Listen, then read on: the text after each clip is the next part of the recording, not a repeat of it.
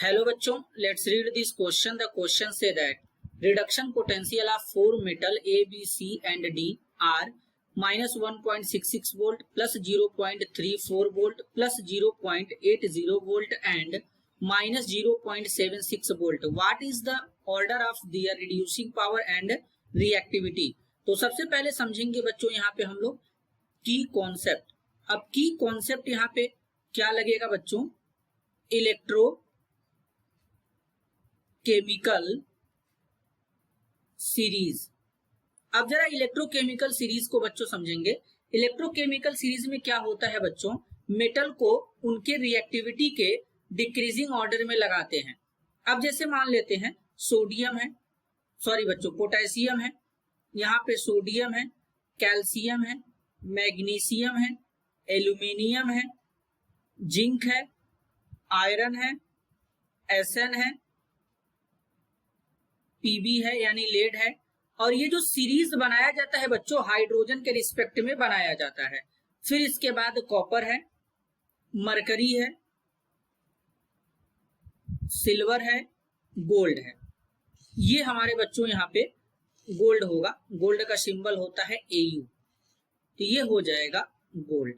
अब यहाँ पर अगर हम देखें तो ये जो इधर वाले मेटल है, हाइड्रोजन के इधर वाले मेटल, ये जो मेटल होते हैं इधर वाले रिएक्टिव होते हैं और इनमें सबसे ज्यादा रिएक्टिव यहाँ पे इधर वाले होंगे, जो एकदम ये टर्मिनल वाले हैं यहाँ पे, ये मोस्ट रिएक्टिव होंगे बच्चों। क्या होंगे? मोस्ट रिएक्टिव होंगे। और इधर वाले क्या होंगे बच्चों? लीस्ट रिएक्टिव होंगे। लीस्ट रिएक्टिव मेटल होते हैं, इसको ध्यान देंगे, ये होते हैं। तो इलेक्ट्रोकेमिकल सीरीज क्या होता है? ऐसा सीरीज जिसमें मेटल को उनके रिएक्टिविटी के डिक्रीजिंग ऑर्डर में लगाया जाता है, उसे इलेक्ट्रोकेमिकल सीरीज कहते हैं। ये जो मेटल हैं हाइड्रोजन के इधर वाले जैसे पोटेशियम, सोडियम, ये ज्यादा रिएक्टिव क्यों हैं? क्योंकि इनके रिडक्शन पोटेंशियल का जो वैल्यू होता है वो नेगेटिव में होता है। जबकि अगर हम बात करें हाइड्रोजन के इधर वाले element copper, mercury, silver, gold, इनके रिडक्शन पोटेंशियल का वैल्यू पॉजिटिव में होता है, जिसके कारण इसका रिएक्टिविटी कम होता है। अब तो हम लोग बच्चों यहाँ पे एक बात याद रखेंगे, more negative the standard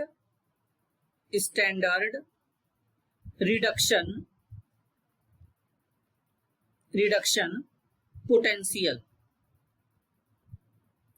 potential greater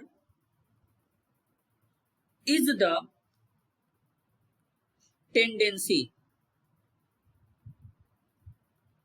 to lose electrons।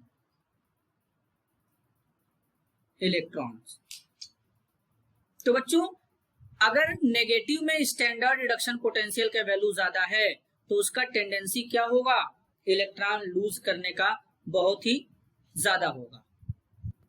तो इलेक्ट्रॉन लूज करने का टेंडेंसी ज्यादा होगा बच्चों, तो इसका मतलब ये होगा कि पावरफुल रिड्यूसिंग एजेंट होगा।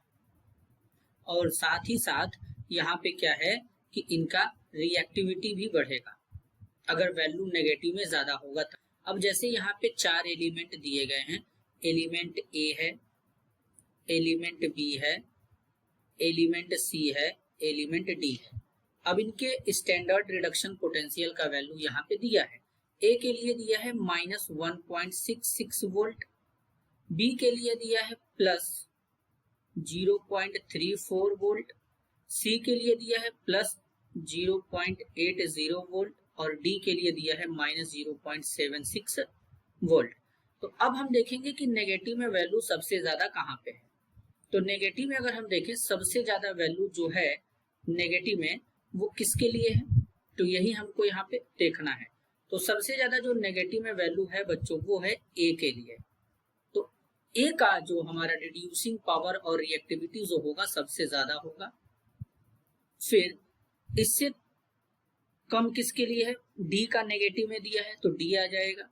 फिर B और C तो पॉजिटिव में दिया है।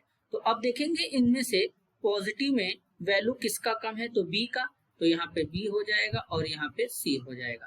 तो ये इनके रिएक्टिविटी और रिड्यूसिंग पावर का सीक्वेंस बन जाएगा। तो ये हमारा फाइनल आंसर हो जाएगा बच्चों। This is your answer. I hope you understood it well. All the best.